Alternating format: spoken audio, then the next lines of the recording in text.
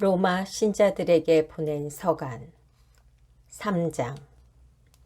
하느님의 진실성과 사람들의 죄. 그렇다면 유다인으로서 더 이로운 점은 무엇입니까? 할례의 이점은 무엇입니까? 어느 모로 보나 많이 있습니다. 우선 하느님께서 당신의 말씀을 그들에게 맡기셨다는 것입니다. 그러면 그들 가운데 몇 사람이 불성실할 경우에는 어떻게 됩니까? 그들의 불성실함이 하느님의 성실하심을 무효로 만들어 버린다는 말입니까? 결코 그렇지 않습니다. 당신께서 말씀하실 때에 당신의 의로움이 드러나고 사람들이 당신께 재판을 걸면 당신께서 이기실 것입니다. 라고 성경에 기록되어 있듯이 사람은 모두 거짓말쟁이이지만 하느님은 진실하신 분이시라는 것이 드러나야 합니다.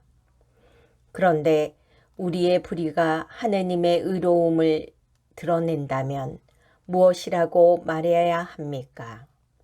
인간의 방식으로 말해서 하느님께서는 진노를 내리심으로 불의하시다고 해야 합니까?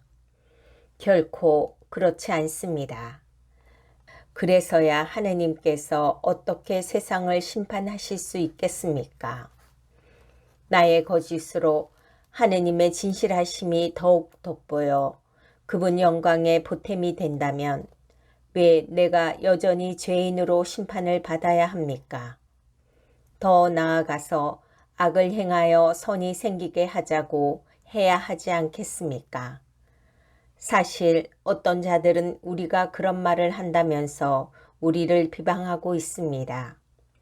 그러나 그런 자들은 합당한 심판을 받을 것입니다. 사람은 모두 죄인. 그러면 어떻게 됩니까? 우리가 유다인으로서 나은 점이 있습니까? 전혀 없습니다. 사실 우리는 이미 앞에서 유다인들이나 그리스인들이나 다 같이 죄의 지배 아래 있다고 고발하였습니다. 이는 성경에 기록된 그대로입니다. 의로운 이가 없다, 하나도 없다. 깨닫는 이 없고 하느님을 찾는 이 없다. 모두 빗나가 다 함께 쓸모없이 되어 버렸다. 호의를 베푸는 이가 없다. 하나도 없다. 그들 목구멍은 열린 무덤, 혀로는 사람을 속이고 입술 밑에는 살무사의 독을 품는다. 그들의 입은 저주와 독설로 가득하고 발은 남의 피를 쏟는 일에 재빠르며 그들이 가는 길에는 파멸과 비참만이 있다. 그들은 평화의 길을 알지 못한다.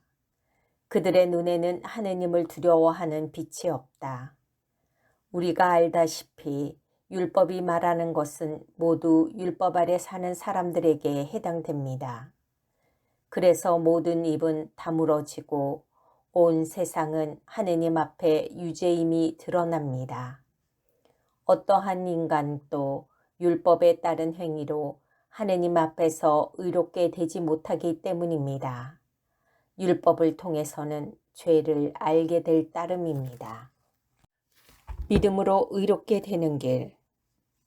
그러나 이제는 율법과 상관없이 하느님의 의로움이 나타났습니다.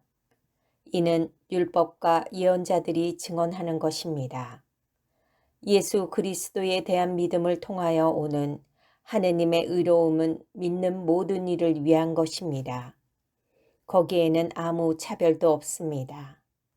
모든 사람이 죄를 지어 하느님의 영광을 잃었습니다. 그러나 그리스도 예수님 안에서 이루어진 속량을 통하여 그분의 은총으로 거저 의롭게 됩니다.